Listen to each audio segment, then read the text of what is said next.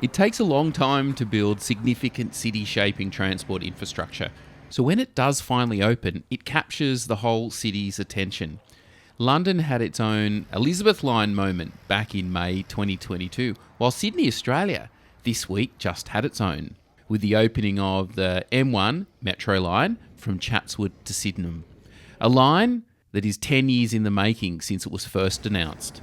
And while not quite the scale of the Elizabeth line, one could say it will have more impact on Sydney than the Elizabeth line had in London. And that is already quite significant. Sydney's first metro line, the Metro Northwest line, opened in May 2019, running between Tallawong in the northwest of the city and Chatswood in the north. It has 13 metro stations, serviced by driverless trains. But that wasn't going to be the end of it, as a new section of the M1 line from Chatswood to Sydenham did open on 19th of August 2024. And that is 15.5 kilometres of metro rail extending the existing Northwest Metro line from Chatswood to right under Sydney Harbour, under then Sydney CBD, and then out to Sydenham in the south. In this video, we'll look at the line on its opening day, highlighting each of the new metro stops, of which 5 of them are completely new builds. I'm Marty, and welcome to Backtracks. The first station I visited was Crow's Nest. It's the first new station on the north side. This station is 25 metres below ground, and it's a really nice station. And there's a beautiful set of artworks on the station entrances called ceramic wall relief. In fact, there are art installations at every one of the new stations. I just didn't have time to cover all of them in this video, maybe another time. Next station, heading south, is Victoria Cross. A partially mined underground station, about 31 metres below ground level. Actually, a station here was proposed way back in 2021, part of Ron Christie's strategic plan for rail. And this station's designed to take pressure off the current North Sydney Railway Station, which was built back in 1832. Apparently, since it opened last Monday, there's been a 30% reduction in passengers using North Sydney Railway Station. Well, it's done its job then. Now back to Victoria Cross, the main entrance is on Miller Street, and in 2017 some changes were announced to the station, which included building an additional station entrance on McLaren Street, basically up the hill. And this is notable for being the only lift-only entrance to a passenger railway station in Australia. Now from here, probably the most impressive engineering feat of the line is that it crosses under the very famous Sydney Harbour. And it's well worth taking the 3-minute trip because you arrive at Barangaroo. And I have to say, Barangaroo is probably one of the most beautifully located railway stations in Sydney because it's right on Sydney Harbour. When you come up from the station, you get a beautiful view immediately of the shores of Sydney Harbour. The northern entrance of the station consists of separate buildings for lifts and the escalators which connect down to the station concourse. And a southern entrance will be designed and built in the future. That whole area is still being developed. Barangaroo Station was the endpoint for 2 of the tunnel boring machines that bored the 8-kilometre tunnels from Marrickville north to Barangaroo. And it was also the start point for the TBMs that bored the 2 1-kilometre tunnels under Sydney Harbour to Blues Point on the other side of Sydney Harbour. The next stop on our opening day journey on the Metro was Martin Place, and that is right smack bang in the centre of the Sydney CBD. And there's been a railway station here called Martin Place since 1979, when it opened along with the Eastern Suburbs Railway in 1979. Now, the new Martin Place Metro station was a real hive of activity on opening day, with a number of TV crews reporting from the station, which drew the attention of the Metro opening day fan club.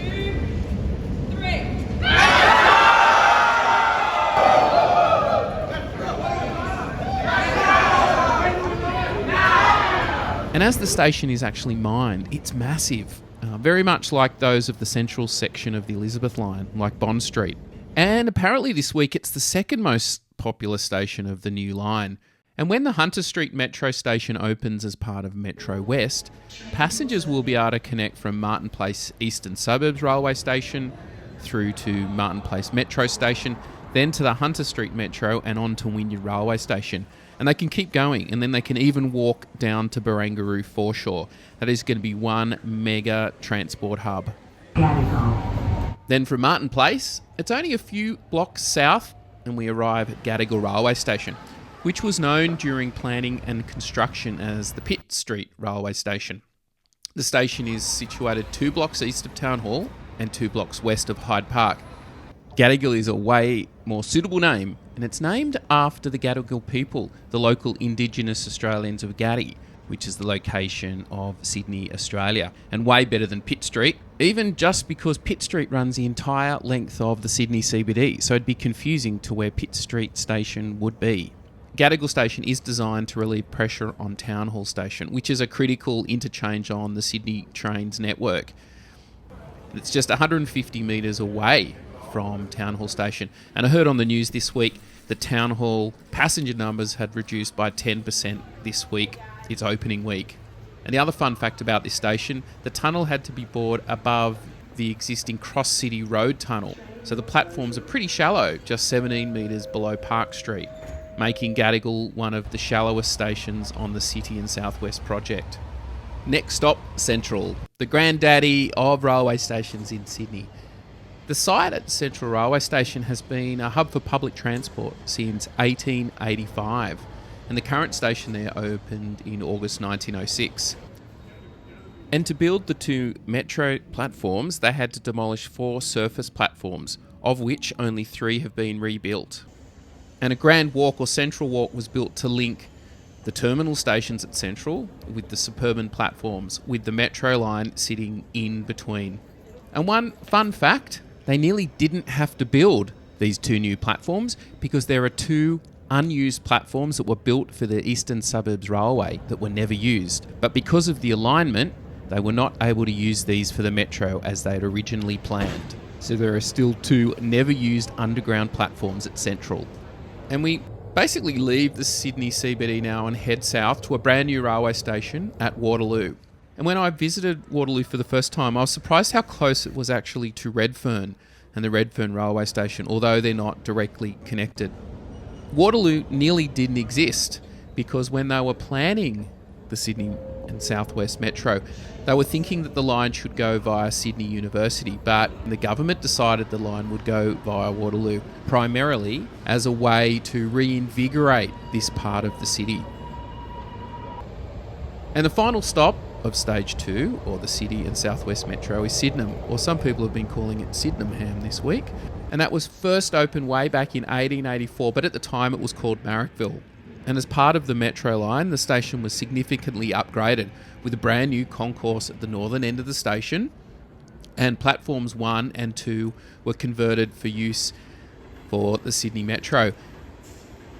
Well, Sydenham is the southernmost point of the line, so the only way to go now is to turn around and head all the way back, and I headed all the way back up to Chatswood to have a look at how Chatswood had changed.